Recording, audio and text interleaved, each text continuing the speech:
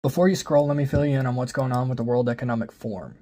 Today, January 17th, the leaders of the blockchain industry all met together at the World Economic Forum and concluded that the economy will become increasingly tokenized in the near future.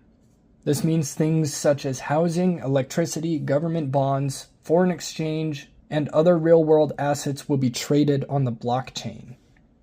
They also concluded that Thailand's central bank will be implementing a central bank digital currency in the first quarter of 2023.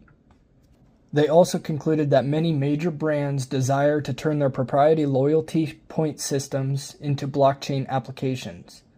This will take them from a closed-loop system to an open-loop system that could be interoperable with systems used by other brands. This means loyalty points that you spend at Nike can be used to redeem apparel from Victoria's Secret.